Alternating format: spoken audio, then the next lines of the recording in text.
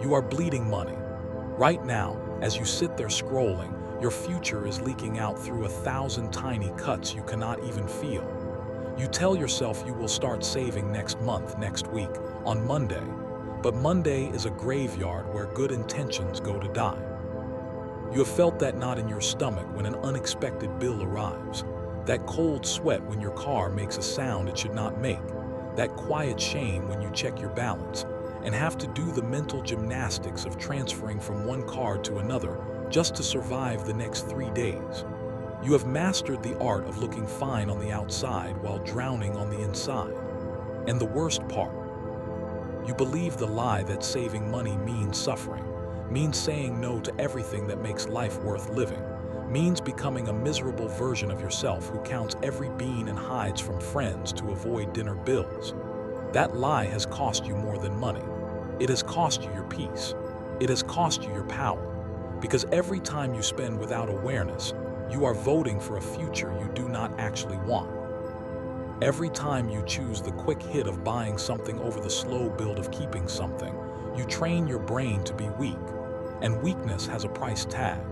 Let me show you what is really happening inside your head, inside your habits, inside the spaces you have given up control. Because saving is not about deprivation. It is about liberation.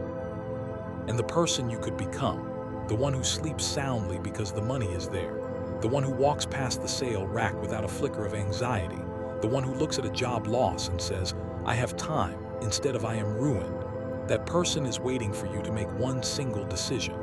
Right now, Section 1. The pain you have been calling normal, you have normalized the panic.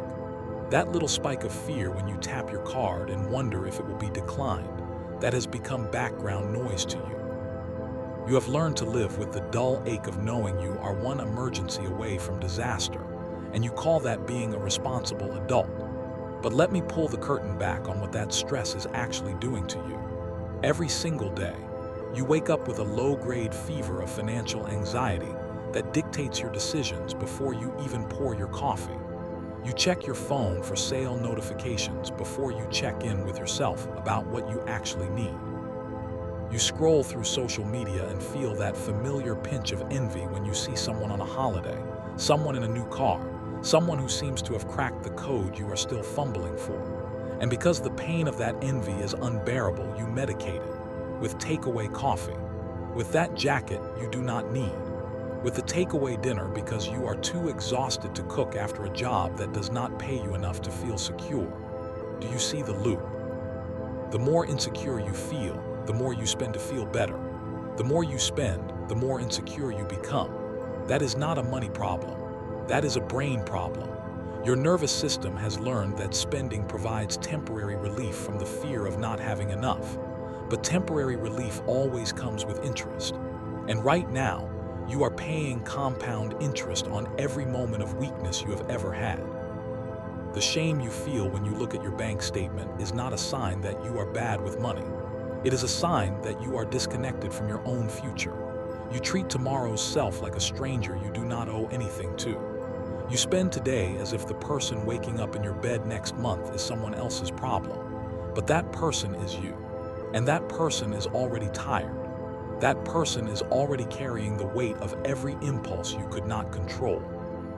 Here is the raw truth nobody tells you about money. Your bank account is not a reflection of your salary. It is a reflection of your boundaries, and your boundaries have been wide open. Let me ask you something uncomfortable. If you had to find $300 in your spending from the last 30 days that you could have kept, money you burned on things you do not even remember buying, could you find it? Of course you could. You already know where the leaks are. You have just been pretending you cannot see them. Your challenge today is simple. Before you close your eyes tonight, write down every single purchase you made in the last 7 days. Every one. Do not edit. Do not justify, just see. The truth will not punish you, but ignoring it will. Section 2. The neuroscience of your empty pockets. Let me take you inside your skull for a moment, because this is where the war is really being fought. Deep in your brain, you have a small region called the nucleus accumbens, and its only job is to chase reward. Every time you see something you want, every time you get a notification about a sale, Every time you hover over the buy button, that little part of your brain floods with dopamine. And dopamine does not care about your rent. It does not care about your savings goal. It does not care about the version of you who will wake up tomorrow with less because of a decision made in 6 seconds of chemical excitement. Dopamine wants now. Dopamine wants the click, the package, the new thing in your hand. And here is the cruel trick evolution played on you. That same system was designed to help you find food and water. But now it is being hijacked by algorithms, by marketing teams with PhDs in human weakness, by a $1 trillion attention economy that profits every time you choose impulse over intention. Your brain has been hacked, and you have been defending the hackers. But there is another part of your brain, the prefrontal cortex, and that is your general. That is the part that sees the future, that understands consequences, that knows the difference between a want and a need. The problem is, your general is slow. It takes energy. It takes effort to engage. And when you are tired, when you are hungry, when you have had a brutal day at work and your emotional reserves are empty, your general clocks out. That is when the impulse gang takes over. That is when you spend money you do not have on things you do not need to impress people who do not care. The science is brutally clear. Willpower is not a character trait. It is a finite resource that depletes throughout the day. Which means if you are relying on sheer strength to say no to spending, you will eventually lose, every single time. The only people who win this game are the ones who stop playing. They do not need willpower because they have removed the choice entirely. They have built an environment where the impulse never gets a chance to speak. So here is what you are going to do. You are going to identify your weakest moment of the day. Maybe it is 3 p.m. when you order a coffee and a pastry. Maybe it is 10 p.m. when you scroll and buy. Maybe it is Saturday morning with no plans and a credit card. Whatever it is, you are going to build a wall there. You are going to delete the apps. You are going to unsubscribe from the emails. You are going to leave your cards at home on your dangerous days. You are not fighting your brain. You are designing around it. Can you name your most expensive hour of the week? Write it down.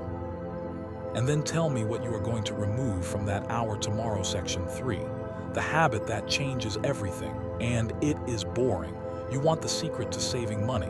Here it is. It is boring. It is unsexy. It will never go viral on social media. The secret is a single habit that rich people have mastered and broke people avoid like the plague. Pay yourself first. Before you pay the landlord, before you pay the phone bill, before you buy food, before you do anything else, you move money into savings. Not what is left over, what comes first. And I can hear the objection rising in your throat already. You are telling me you cannot afford it. You are telling me you have bills. You are telling me you are stretched thin. I am telling you that is exactly why you need to do this. Because when you wait until the end of the month to save what is left, you will never save anything. Life will always take everything. There will always be a reason to spend just a little more. The dinner invitation, the gift you forgot, the sale that ends tonight, the list is infinite. But your paycheck is finite. And if you do not claim a piece of it for your future self the moment it arrives, someone else will claim it for you. So here is the habit. You are going to set up an automatic transfer. It does not matter if it is $10. It does not matter if it is $5. What matters is that it happens without you thinking about it. On payday, before you have opened your phone, before you have seen the ads, before your brain has started making excuses, the money moves. And here is the psychology that will blow your mind. Within 3 weeks, you will not miss it. Your brain adapts to whatever you give it. If you give it a smaller number in your checking account, it will figure out how to live on that smaller number. That is not magic, that is neuroplasticity. Your brain rewires itself to match your new reality, but you have to create the new reality first. You have been waiting for motivation to save. Motivation is a liar. Motivation shows up late, leaves early, and blames you for everything. You do not need motivation. You need automation. You need to remove yourself from the equation because you are the weakest link in your own financial chain. Do not be offended by that. Be empowered by it. You are not weak for having impulses. You are human, but you are smart enough to build a system that does not need you to be strong. One transfer, one automatic rule. That is the difference between the person who always wonders where the money went and the person who watches it grow. I am going to ask you something that will make you uncomfortable. How much did you spend last month on things you do not remember? Now multiply that by 12. That is the cost of your forgetfulness. Your action step is not to think about this. Your action step is to open your banking app right now, while this fire is still burning in your chest, and set up an automatic transfer for your next payday. Do not close this script until it is done. Section 4. Your environment is conspiring against you. Look around where you are sitting right now. Look at the colors, the lighting, the objects in your peripheral vision. You think your environment is neutral. It is not. Your environment is constantly whispering instructions to your brain, and most of those instructions are telling you to spend. The coffee shop on your route to work that you pass every morning, the one with the smell that drifts onto the pavement, that is not a coffee shop. That is a trigger. The notification badge on your shopping app, the little red circle that screams for your attention, that is not a reminder. That is a trap. The chair you sit in when you scroll at night, the muscle memory of opening Amazon while the television plays something you are not watching, that is not relaxation. That is a conditioned response as powerful as Pavlov's dogs, and you have been salivating on command for years. The science of habit formation says that every behavior follows a simple loop: cue, craving, response, reward. Your environment is full of cues. The craving is the dopamine hit you have trained yourself to expect. The response is the purchase. The reward is a brief moment of relief followed by the crushing weight of regret. You are stuck in a loop that was designed by people who do not care if you eat next week. And the only way out is to change the cues. That means you have to get uncomfortable. You have to walk a different route to work. You have to delete the apps from your home screen, bury them in a folder, or better yet, delete them entirely and force yourself to log in through a browser every time. You have to move your phone out of your bedroom. You have to sit in a different chair. You have to break the associations that your brain has spent years building. This will feel wrong. It will feel awkward. That is how you know it is working. Because the comfort you have been feeling, that mindless scroll, that autopilot spend, that was not comfort. That was anesthesia. Real comfort comes from control. Real comfort comes from waking up and knowing exactly where your money is, exactly what it is doing, exactly what it is becoming. And here is the truth that will set you free. You do not have to be strong forever. You just have to be strong for 2 weeks. 2 weeks of disrupted cues, of new routes, of locked apps, of intentional friction between you and your spending. After 2 weeks, the new environment becomes the normal environment. After 2 weeks, the old triggers lose their power. After 2 weeks, you will walk past that coffee shop and feel nothing. Not willpower, not resistance. Nothing, because you will have built a new brain. Your action step is physical. Take your phone. Delete one shopping app right now. Not later, right now. Then tomorrow, change one route. One small rebellion against the environment that has been robbing you. Section 5.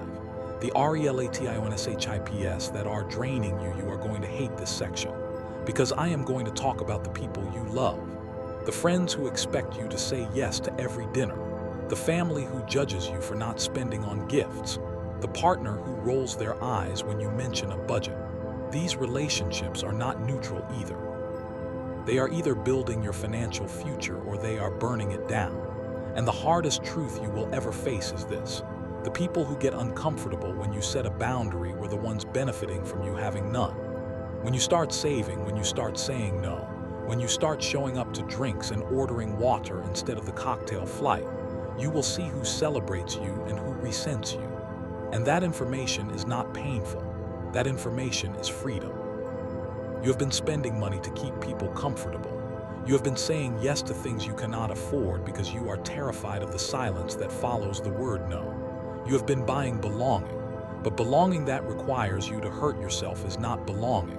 It is a transaction, and you have been overpaying for years. Here is what you are going to say the next time someone pressures you to spend.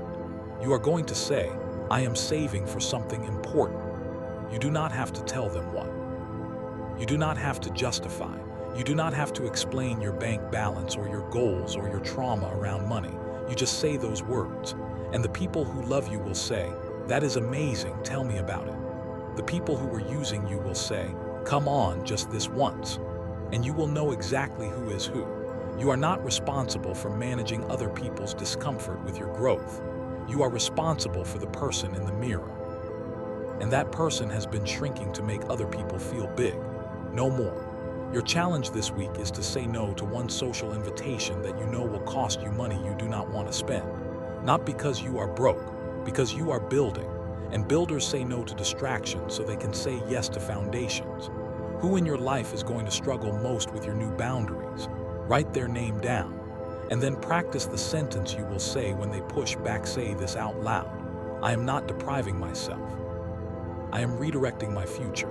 Every pound I keep is a vote for the person I am becoming, not the person I have been. Section 6. The 24-hour rule that saves thousands. You have bought things at 11 p.m. that you returned at 9 a.m. You have hit confirm on a purchase while sitting in your car after a bad meeting, your jaw tight, your chest heavy, needing to feel in control of something, anything. And for 3 seconds, the package tracking number made you feel powerful. Then the shame arrived. Then the dread of explaining it to yourself later. Then the thing arrived, you opened it, you felt nothing, and you added it to the pile of objects you do not love in a house you cannot afford to fill. That cycle ends now.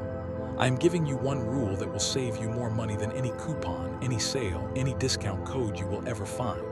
The 24-hour rule. For any non-essential purchase over $20, you wait 24 hours before buying. That is it. That is the whole strategy. But you have to follow it like your life depends on it, because in a way it does. Your financial life depends on your ability to insert a pause between impulse and action. And here is the neuroscience of why this works. The initial spike of desire you feel when you want something lasts, on average, 20 minutes. 20 minutes of chemical hijacking. After that, your prefrontal cortex starts to wake up.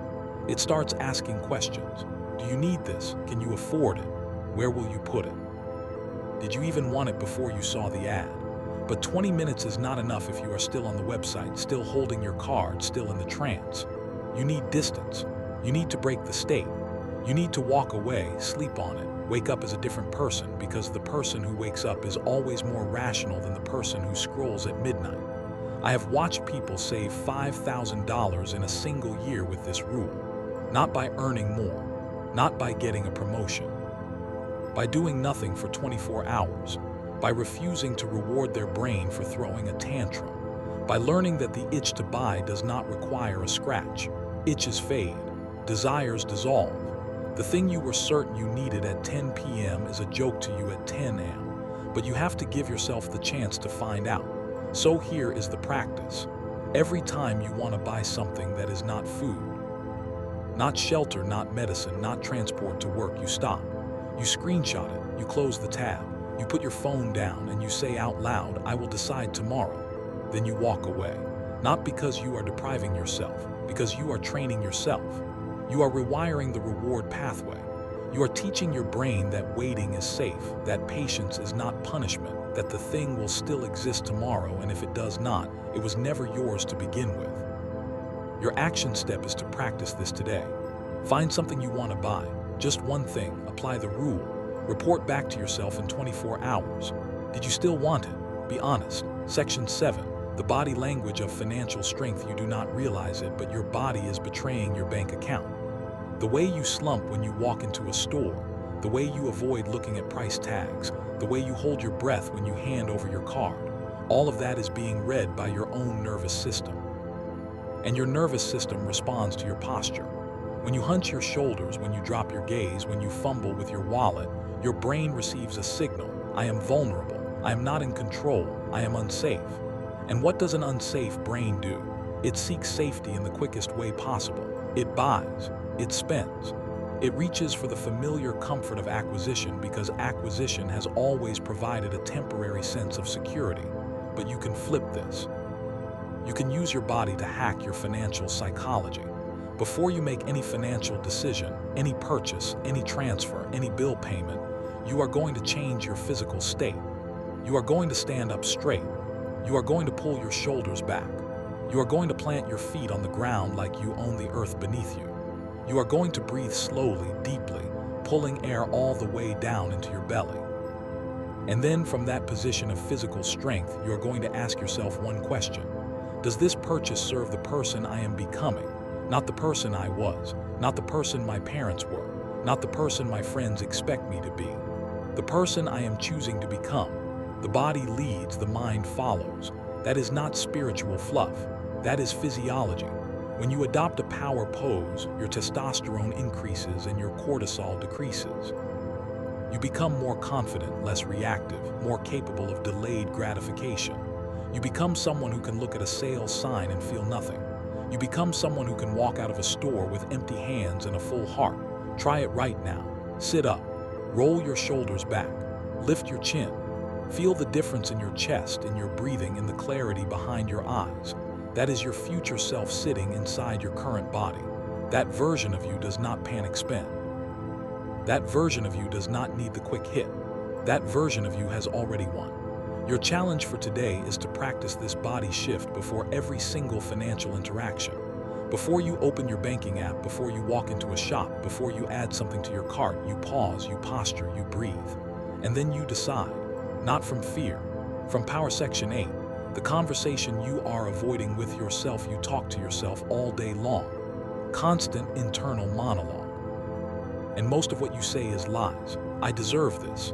Do you deserve to be broke next month because you needed a treat today? It is only a small amount. Small amounts have a habit of gathering friends and throwing parties in your bank statement. I will save next time. Next time is a myth. There is only this time. The conversation you are avoiding is the one where you ask yourself the hard questions. Why do I need this thing? What am I really trying to feel? Am I bored? Am I lonely? Am I angry? Am I exhausted? Is there a cheaper way to address that feeling? A walk, a call with a friend, 10 minutes of staring at the ceiling, a glass of water, and an early night. You have been using money as an emotional regulation tool, and it is a terrible tool. It breaks. It runs out. It leaves you feeling emptier than before, but you keep going back to it because you have not developed other tools. So let us develop them now. When you feel the urge to spend, you are going to pause and name the emotion underneath. Say it out loud. I feel lonely. I feel anxious. I feel inadequate. Just naming the emotion reduces its power. It moves it from the reactive part of your brain to the observing part. Then you are going to ask yourself, what do I actually need right now? If you are lonely, you need connection, not a new sweater. If you are anxious, you need grounding, not a delivery notification. If you are inadequate, you need accomplishment, not a product that promises to fix you. The thing you are buying is not the thing you need. It never was. The thing you need is inside you already. You are just too distracted to find it. This is the deepest work. This is where most people quit because it is easier to buy than to feel. But you are not most people. You are reading this. You are still here. So here is your assignment. The next time you want to make an impulse purchase, you stop. You write down the emotion. You write down what you actually need. And then you do that thing instead. You call someone. You go for a run. You cook a meal. You clean one drawer. You do something that costs nothing and gives you everything. That is not discipline. That is self-respect. Section 9. The environment reset. Your home is a money trap. Let me walk through your home with you. Not physically, but mentally. Open the closet. How many clothes do you own that still have tags on them? How many shoes have you worn once? How many gadgets promised to change your life and now sit in a drawer, dead and forgotten? Your home is not a sanctuary. It is a museum of your impulsivity. And every time you look at those objects, you feel a small pang of guilt. That guilt costs you energy. That guilt makes you feel like you are bad with money, which makes you more likely to spend to feel better. It is a closed loop of consumption and shame. The only way out is to clear the space. Not because minimalism is trendy, because clutter creates cognitive load. Every object in your home that you do not use, do not love, do not need is taking up mental bandwidth. And when your brain is overloaded, it makes worse decisions, including financial decisions. You need to go through your home with a ruthless eye. Anything you have not used in the last 12 months, sell it or give it away. The money you get from selling is not fun money. It goes straight to savings. And the space you create is not empty. It is room for your future self to breathe. But here is the real shift. After you clear the clutter, you change how you bring new things in. One in, one out. For every new item that crosses your threshold, something old must leave. That rule alone will cut your spending in half because you will realize you do not want the new thing enough to lose the old thing. You will start to see your possessions as choices, not as accumulations. And choices are power. Your action step this weekend is to fill one bag. One bag of things to donate or sell. Do not overthink it. Do not sentimentalize. One bag. And when you drop it off, notice how light you feel. That lightness is worth more than anything you have ever bought. Section 10. The science of delayed gratification and why you are not broken. You have heard of the marshmallow test. Kid gets one marshmallow now or two marshmallows later. The kids who waited did better in life. You know this story. But what nobody tells you is that the kids who ate the marshmallow immediately were not broken. They were not lazy. They were not destined for failure. They were kids who had grown up in environments where waiting did not pay off. If you grow up in a house where promises are broken, where later never comes, where the marshmallow might be taken away if you do not eat it now, then eating it immediately is not weakness. It is rational. And maybe that was your childhood. Maybe you learned that you cannot trust the future. Maybe you learned that if you want something, you take it now because later is a lie. That is not your fault, but it is your responsibility to heal. The science of delayed gratification is not about being a better person. It is about building evidence that waiting is safe. Every time you delay a purchase and nothing bad happens, you are giving your brain data. You are proving that the future is not going to betray you. You are teaching yourself that you can trust tomorrow, and that trust is the foundation of savings, because saving is just delayed gratification on a larger scale. You are saying to your future self, I believe you exist, I believe you matter, I believe you are worth waiting for. That is profound. That is not budgeting, that is therapy. That is reparenting yourself. That is breaking a cycle that might have been handed down through generations.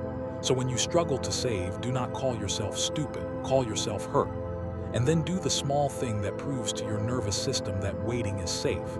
Delay one purchase today, just one.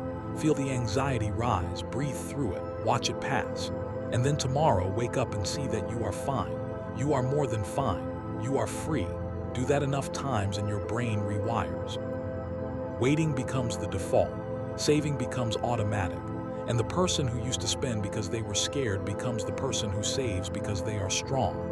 Your action step is to identify one area of your life where you feel most impulsive. Food delivery, online shopping, drinks, and you are going to delay one decision in that area today, not forever, just for 1 hour, then 2, then 4. Build the evidence.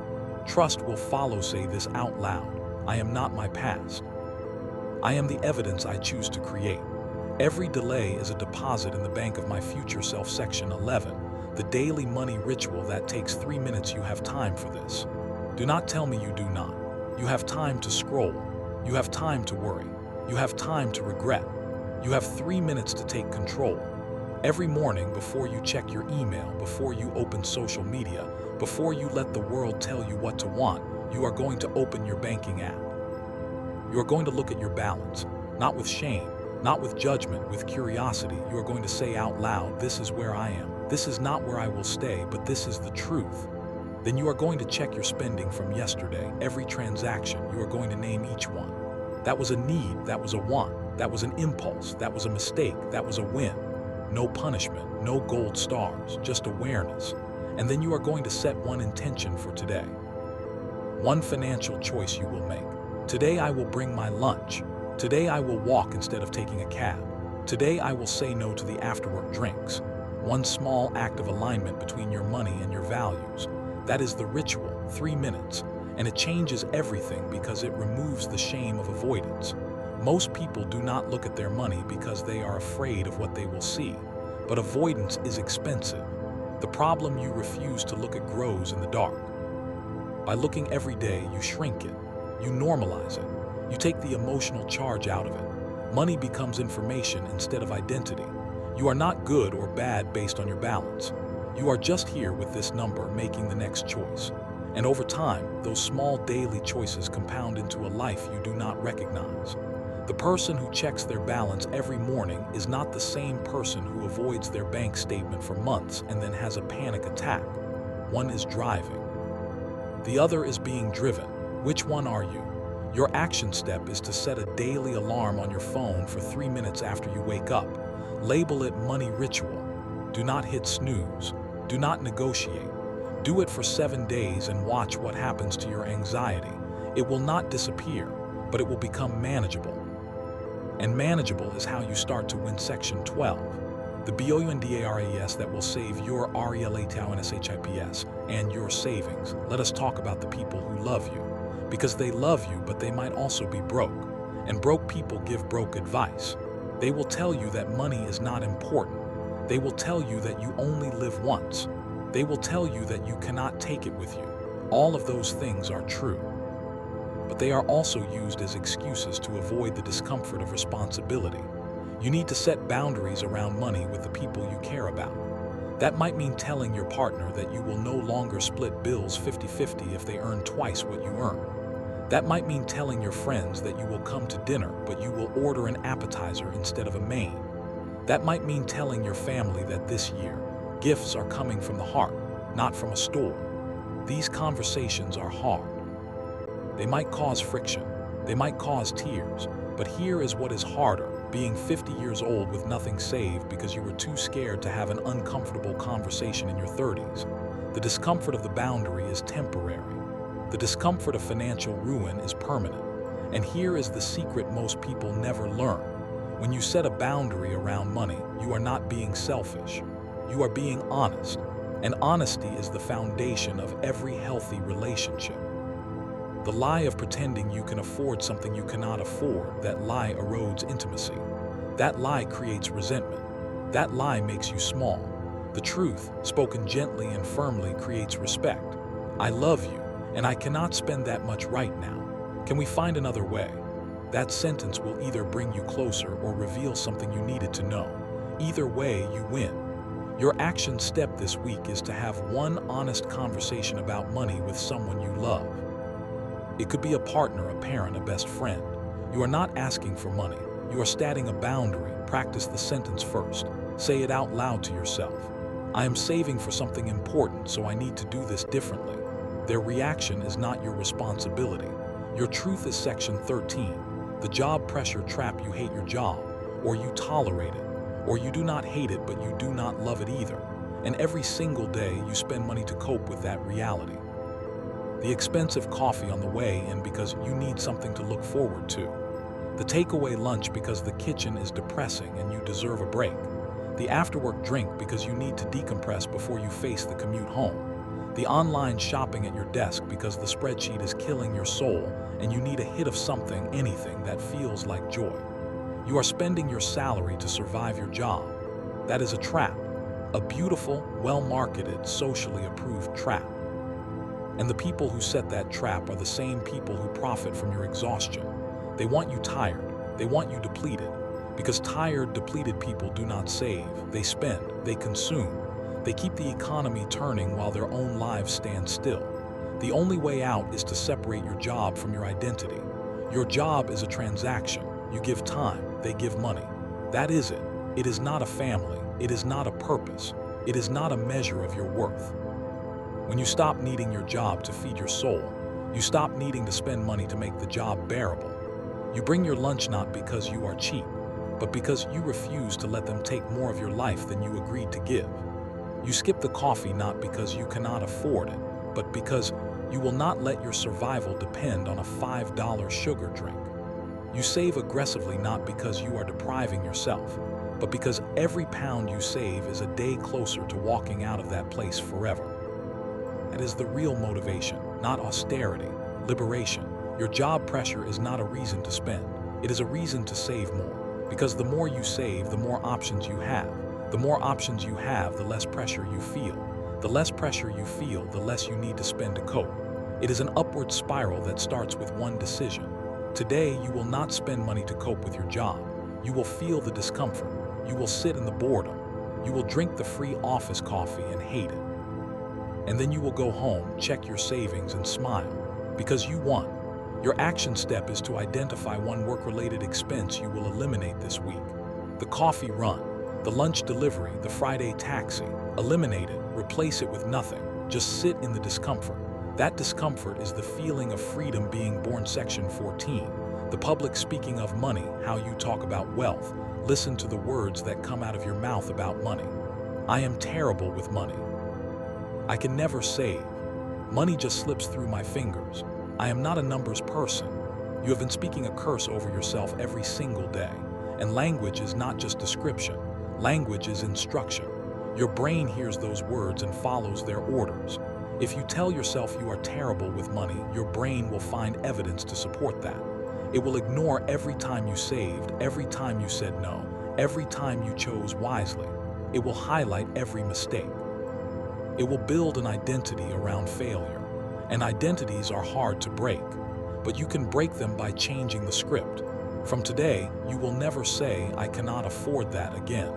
Not because it is not true, because it is weak language. I cannot afford that implies that the thing has power over you, that you are lacking, that you are less than. Instead, you will say, I am choosing not to spend on that. Or, that is not a priority for my money right now. Or simply, no thank you. Those sentences put you back in the driver's seat. They remind you that money is a tool, not a tyrant. They shift your identity from victim to chooser. An identity shift is the deepest level of change. You also need to change how you talk about wealth. Stop calling rich people lucky. Stop calling saving deprivation. Stop calling your goals unrealistic. The way you speak about money shapes the way you interact with it. If you speak like a poor person, you will act like a poor person. If you speak like someone who is building wealth, you will make different choices. It sounds simple because it is, but simple is not easy. You have years of negative money talk stored in your neural pathways. It will take repetition to overwrite it. So here is your practice. Every time you catch yourself saying something negative about money, you stop. You rephrase it out loud. I am not terrible with money. I am learning to be intentional with money. I cannot save is not true. I am choosing to save differently. Your voice is a tool. Use it to build yourself up. Your action step is to write down 3 money sentences you say most often. Then write a new version of each. Post them on your mirror. Read them every morning. Your brain will believe whatever you tell it consistently. Tell it the truth. Section 15. The final shift from surviving to thriving. You have been surviving. That is not an insult. Survival takes enormous energy. You have paid bills, kept a roof up, fed yourself, shown up to a job that drains you, and you have done it without falling apart. That is strength. But survival is not the goal. Survival is the floor. The ceiling is thriving. And thriving requires a different relationship with money. Not more money, a different relationship. Because you can earn twice what you earn now and still feel broke if your relationship with money is broken. I have seen people making 6 figures who live paycheck to paycheck. And I have seen people making $30,000 who sleep peacefully because they have 6 months of expenses saved. The difference is not income. The difference is intention. The difference is choosing to be the author of your financial life instead of the victim of it. You have all the tools now. The 24-hour rule, the automatic transfer, the morning ritual, the environment design, the body language shift, the honest conversations, the delayed gratification, the changed self-talk. You have the science and the soul of it. The only thing missing is the decision. One decision to stop being the person who knows what to do and start being the person who does it. That decision does not require perfection. It requires persistence. You will slip. You will buy something you regret. You will have a moment of weakness. That is not failure. That is data. That is information about where your system needs to be stronger. You get up, you adjust, you keep going. The person you are becoming is not someone who never makes mistakes. The person you are becoming is someone who does not let mistakes define them. That person looks at a bad week and says, okay, what did that teach me? That person looks at a bank account and sees possibility, not shame. That person looks at the future and feels curiosity, not fear. That person is you. Not tomorrow, not when you earn more, not when things are easier. Right now, in this moment, with what you have, where you are, you start, and you do not stop. Your final action step is not a step. It is a commitment. Say the words out loud. I am done surviving, I am ready to thrive, and I start today. Then close this script, open your banking app, and begin say this out loud. I am the architect of my financial freedom, not my past, not my impulses, not my fear. Every choice builds the life I am choosing to live. I start now.